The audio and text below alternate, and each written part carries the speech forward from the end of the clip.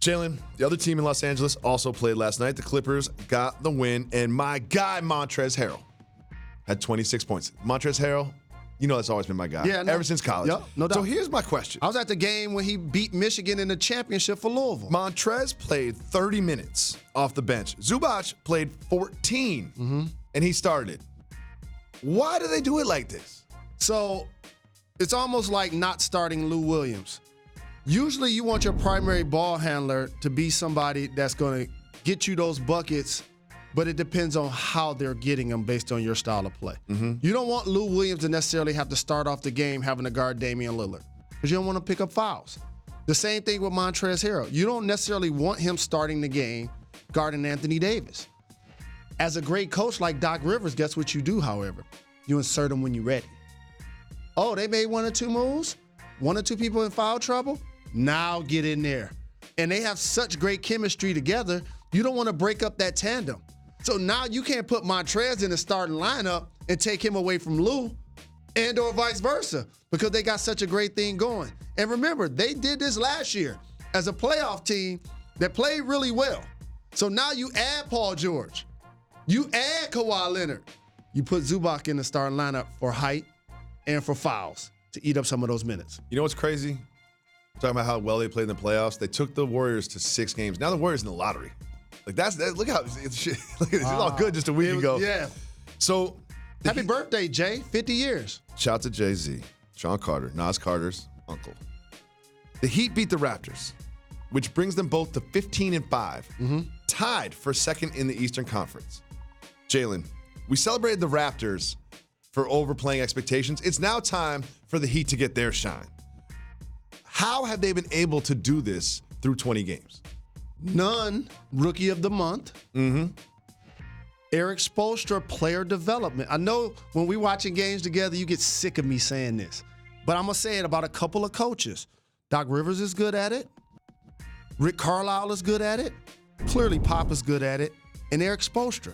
They're really good at taking players that when you watch them play. I'm going to put Dwayne Casey and Nick Nurse in there too, because what they do with the Raptors has been really well said. Well said. Good call.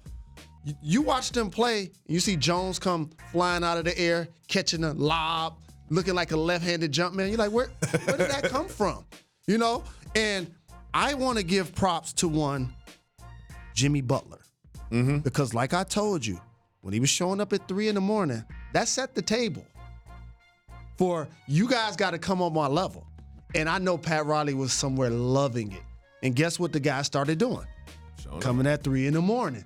So now you create a culture, and a guy like Justice Winslow has improved his game, showed that he can initiate offense, is a capable shooter from 3. So now all of these guys, and then you got Big Bam playing D, switching on pick and rolls, blocking shots, doing rim runs.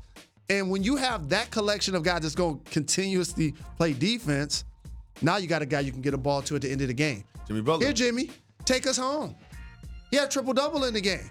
They don't have to wonder what they're going to do at the end of the game. Give it to Jimmy. It's a great win for them. That's a great win for them. By the way, they're the only team to beat the Bucks and the Raptors. We are 20 games into the season. I'm starting to look at it like, maybe it's not going to be 1, 2, 3 Bucks, Celtics, Sixers in whatever order. You know what I mean? Like one of these two teams could really sneak into that top 3 and host a playoff series. We're giving the Heat their flowers right now, and they deserve them.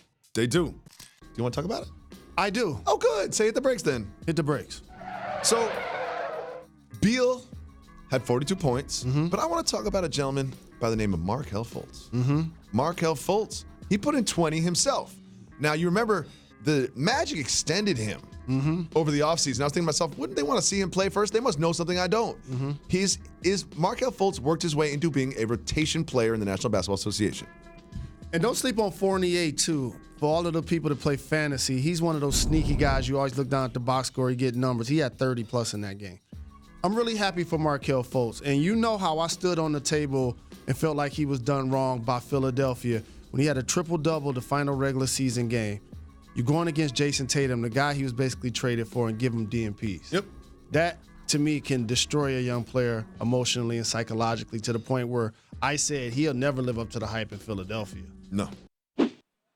What's up? Thank you so much for watching ESPN on YouTube. Don't forget to download the ESPN app, and if you want more premium content, which you do, make sure that you subscribe to ESPN+. See you soon.